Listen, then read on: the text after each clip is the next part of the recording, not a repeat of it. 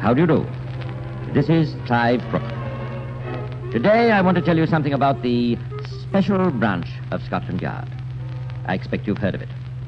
Judging from some detective novels, you'd imagine it consisted of a group of super Sherlock Holmeses who are called in when everything else has failed. But that is not true, is it, Percy? No, Clive. The Special Branch of Scotland Yard is a unit of a couple of hundred men who specialize in political crimes. They differ from their colleagues of the Criminal Investigation Department in that they must be able to speak several languages. In fact, the function of the Special Branch in official language is to guard the security of the state. Or, as the boys themselves put it, to clear up political nuisances. So today, a Special Branch man may find himself guarding the King or the Prime Minister, probing the antecedents of political refugee who seeks the protection of British nationality, tracking down the perpetrators of a bomb outrage, or sauntering among the guests at a royal garden party. Clive, why don't you tell them the story of the absent-minded professor? All right, Percy, I will.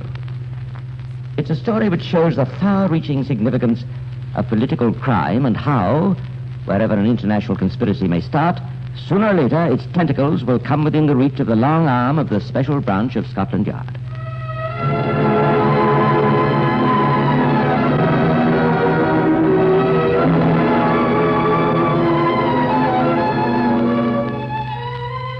Ottawa, Canada, September 1945. One war is over, but for at least one of the great powers, another war, a secret war of information, a nerve war, has never ceased. It is late in the evening, and the offices of the Canadian Ministry of Justice are almost deserted. The last few employees are on the way home, and one of the officials is evidently trying to get rid of a late visitor. Coming in to see us, sir, but I'm afraid there's really nothing I can do about it. Why don't you write us a letter? But you don't understand. I'm very sorry, sir, but I'm afraid I have to go now. Okay. Thanks for calling But in. please. I'm very sorry. Phew, I thought I'd never get rid of that guy. What do you want? Oh, some screwball. Said he came from the Soviet embassy. Wanted to show me some secret documents. You're kidding. No, but I guess he was. Tried to tell me all about some fifth column. Crazy guy. What's his name? Oh, I don't know. Here's a slip he sent in. Igor G.O.U. Guzenko.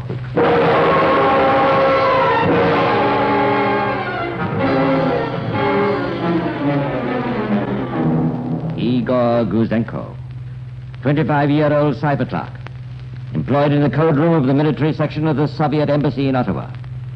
Igor Guzenko, a man whose story was to shock the world, a man whose information was to bring to justice traitors of three nations who had endeavored to betray the Allies' greatest secret, the atom bomb.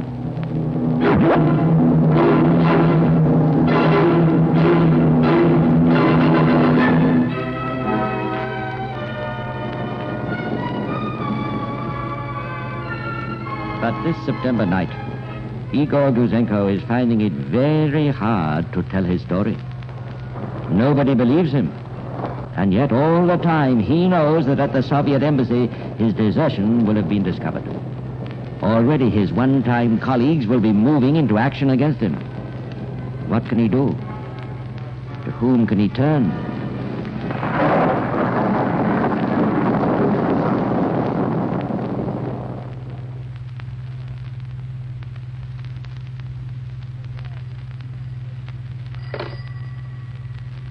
Inspector McLean. Where? Who's that? Guzenko's. Well, who are these guys breaking in? From the Soviet embassy. Searching the place, eh? Well, listen, have you traced Guzenko? Oh, you picked him up. Oh, he wanted to be arrested. I don't blame him. Well, now, listen, hold on to Guzenko and all his papers. Get hold of his family and don't let anybody see him. Yeah. Well, move him out of town and come back to me for instructions. Now, remember, nobody must see Guzenko.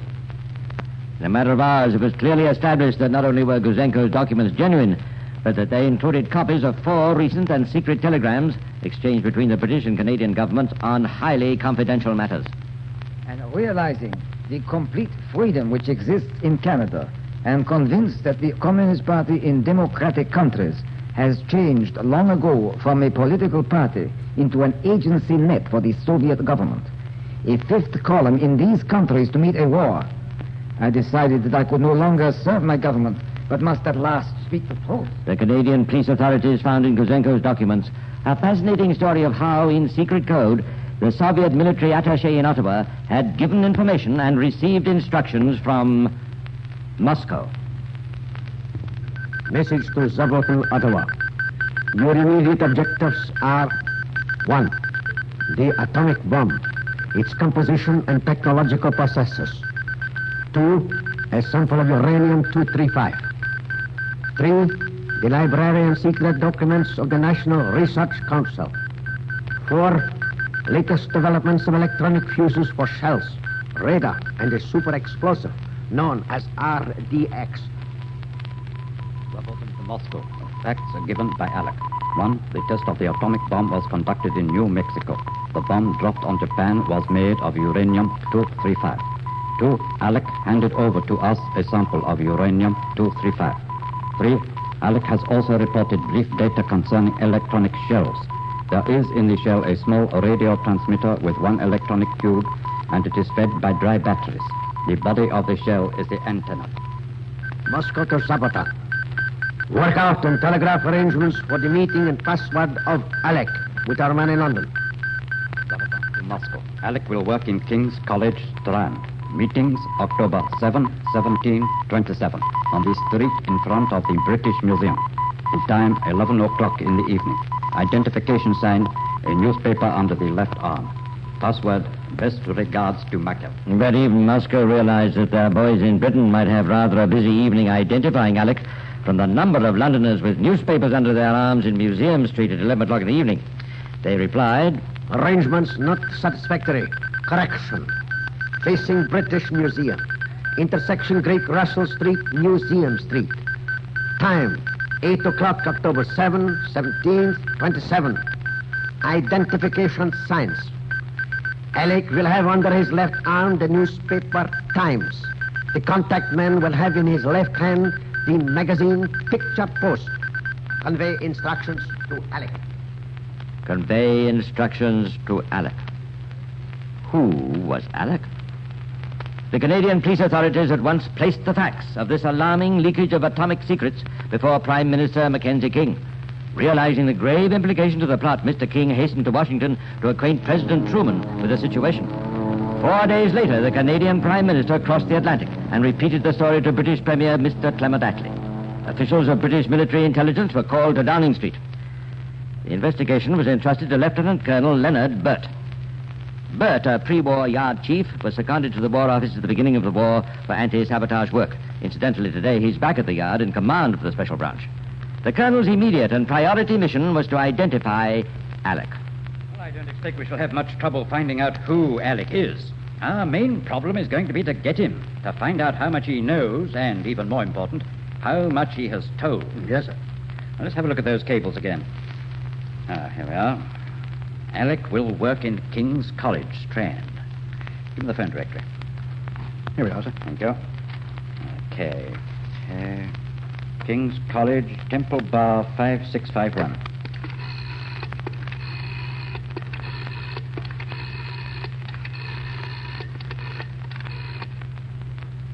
Well, hello, King's College. Put me through to the principal's office, will you? Thank you. Oh, hello. This is Lieutenant Colonel Burt of the War Office. I wonder if you could help me. It's just a routine inquiry. I want to know whether you have on your staff at the moment a physicist who has recently worked in Canada. Yes, that's right. Oh, up to a few months ago? You have? Oh, good. I see, yes. Yes, that's right. He went with a research group on a project in Montreal, and he's just come back to London. Good. Now, what's his name? Dr. Nunn May. Thank you, that'll be all. Sounds like our man. And October the 7th looks like our day, sir. 4 days from now, we'll have to get busy. As October the 7th approached, a number of well-built but unobtrusive men began renting rooms in Museum Street. Rooms with first-floor windows which looked out onto the forecourt of the British Museum. In this and many other ways, known only to MI5 and the Special Branch, every inch of the place of rendezvous was covered by one or two observers.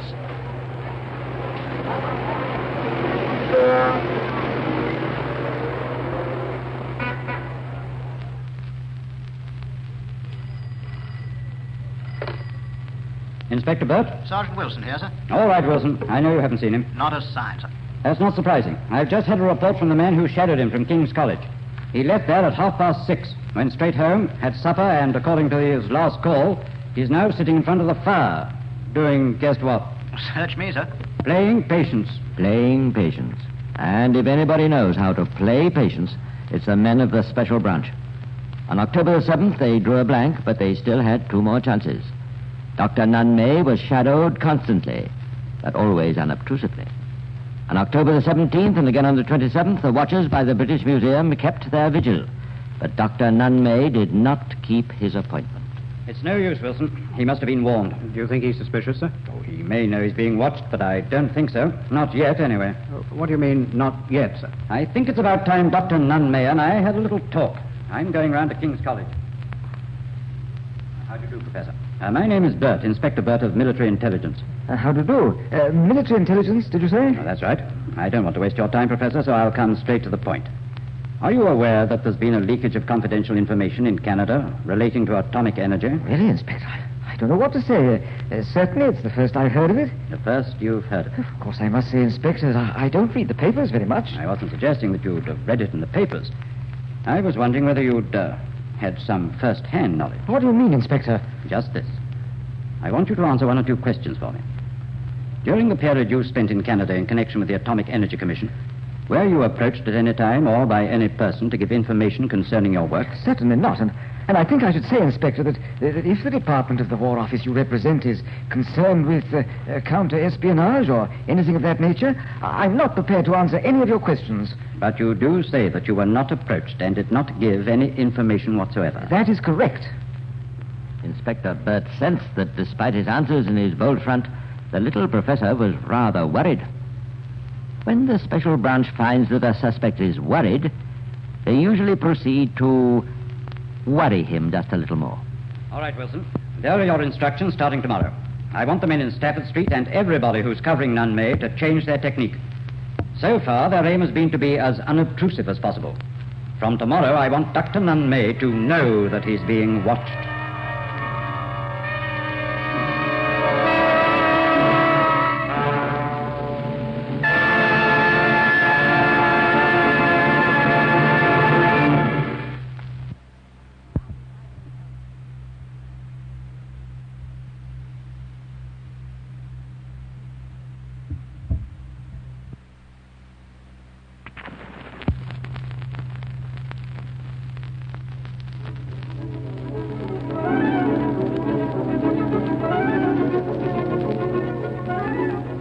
And so the men of MI5, under the direction of Inspector Burt, began the next phase of the war they were conducting against the little professor.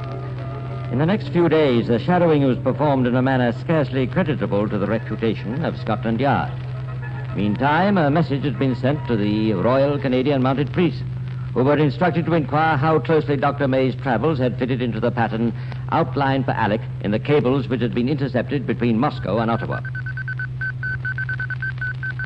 Royal Canadian Mounted Police to Burt, Special Branch, Scotland Yard. Information supplied by Dr. John Douglas Cockcroft, Chief of the Atomic Energy Project at Montreal, shows Dr. May made several trips to the nuclear research laboratories of the Manhattan Project at Chicago, coinciding entirely with the reports from Alec. Dr. May left for England within a few days of his last trip to the research laboratories and is scheduled to return for a month's work next year. Everything checks up with the information in our possession concerning Alec. And the signal goes on to say that no other scientist has followed the same schedule or is planning to return next year. Yes, everything fits. It must be Dr. Nunn-May. Meantime, officials of the United States Federal Bureau of Investigation had entered the story. The information concerning Dr. May was sent to the headquarters of the Manhattan Engineer District in Washington, D.C. One of the fundamental principles of United States military intelligence is that personnel on secret projects are entitled to know only as much as they require to carry on their work. Thus, months before, when the National Research Council of Canada had proposed that Dr. May be allowed to visit the United States for 1 month, the application had been placed before General Groves personally. The general had sent for the file on Dr. May.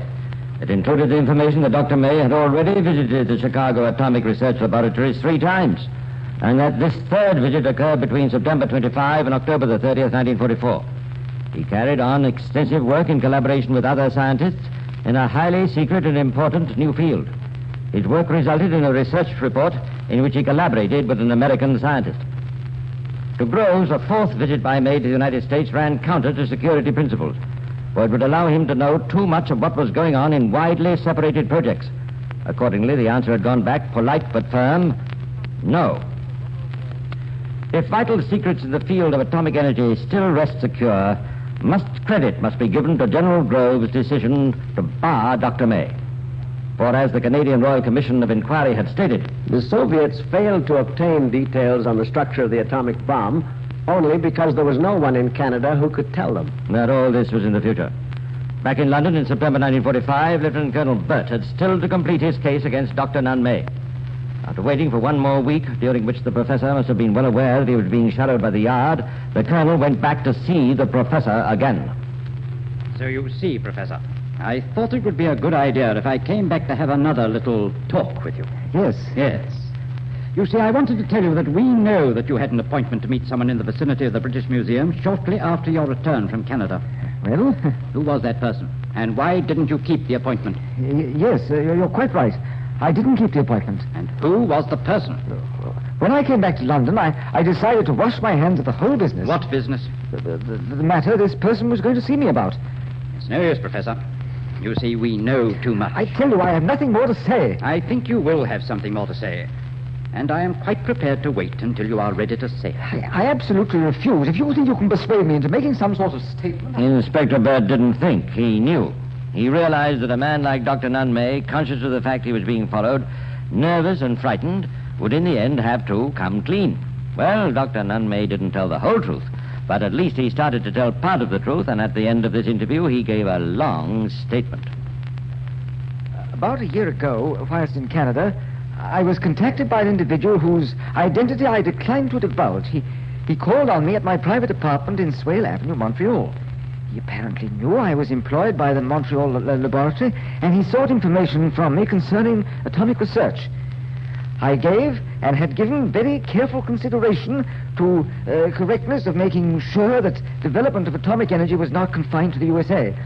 I took the very painful decision that it was necessary to convey general information on atomic energy and make sure that it was taken seriously. For this reason, I decided to entertain a proposition made to me by the individual who called on me. After this preliminary meeting, I met the individual on several subsequent occasions in Canada. He made specific requests for information which were just nonsense to me. What do you mean by that? I could not understand what he was talking about.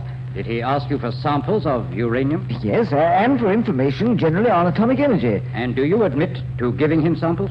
Yes. At one meeting, I gave the man microscopic amounts of U-233 and U-235, one of each. The U-235 was a slightly enriched sample and was in a small glass tube and consisted of about 1 milligram of oxide. The U-233 was about 1/10 of a milligram and was a very thin deposit on a platinum foil and was wrapped in a piece of paper. What else did you give him? I also gave him a written report on atomic research as known to me. This information was mostly of a character which has since been published or is about to be published. Anything else? The man also asked for information about the American electronically controlled ack shells. And what did you do? I knew very little about these and so could only give very little information. Anything else? He also asked to people employed in the laboratory, including a man named Veal, but I advised him against contacting him. And what did he give you? He gave me some dollars. How many? I forget how many. He gave me a whiskey bottle. I accepted these against my will. I see. And when was your last contact? Before I left Canada, it was arranged that on my return to London, I was to keep an appointment with somebody I did not know. I was given precise details as to making... what were those details?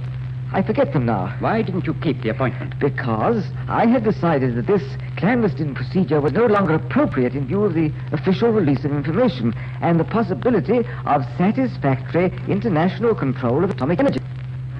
I see. Is that the end of your statement? Yes. The whole affair was extremely painful to me. I only embarked on it because I felt that this was a contribution I could make to the safety of mankind. I certainly did not do it for gain. So much for the professor's statement. The Special Branch of Scotland Yard had already unearthed more incriminating evidence. Here we are, sir. I've made a summary of these papers that have come in from the Royal Canadian Mounted Police. You did it. Thank you. Let's see. Dr. Nunn May, etc., etc. Ardent communist. Yes, just what I expected. I see they picked up 8 of his friends in Canada. And do you see this, Wilson? Definite statements. The doctor visited other atomic projects at the request of the Soviet embassy. Well, I think our case is ready now. It's about time we brought in the Director of Public Prosecutions. Bring in all the other files on the case. And so it happened that a few days later, while Dr. Nunn May was lecturing a class of students at King's College on the subject of nuclear theory, he had a visit from the Special Branch. And that, I think, brings us almost to the end of our work today. We have, of course, only touched upon one phase of the subject of nuclear theory. And I hope that tomorrow afternoon I shall have the chance of dealing with chapters 7 and 8 in the papers under discussion, and that we manage to write a lot of ground. That will be all.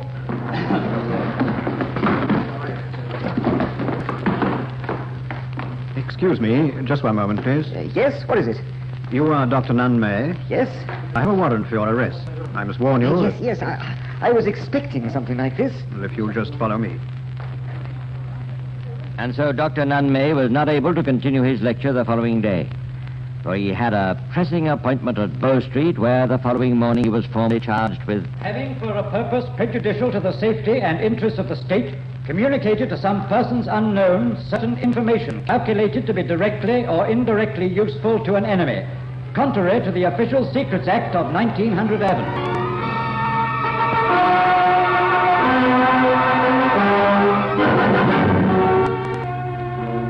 At the Old Bailey, Mr. Justice Oliver said, I have listened with slight surprise to some of the things learned counsel has put before me.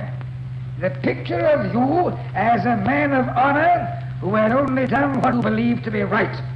I do not take that view at all.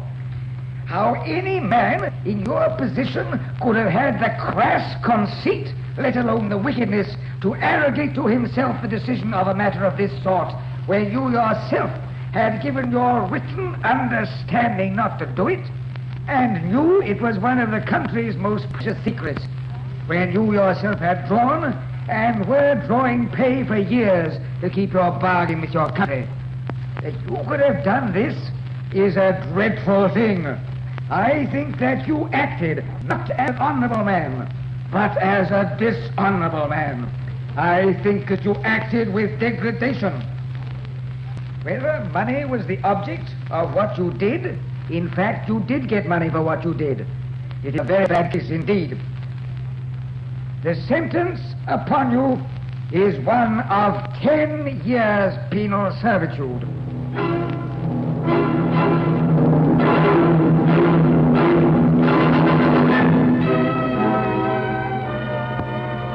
Well, that isn't quite the end of the story, because after the trial, there were many protests that the sentence was out of all proportion to the magnitude of the offense committed.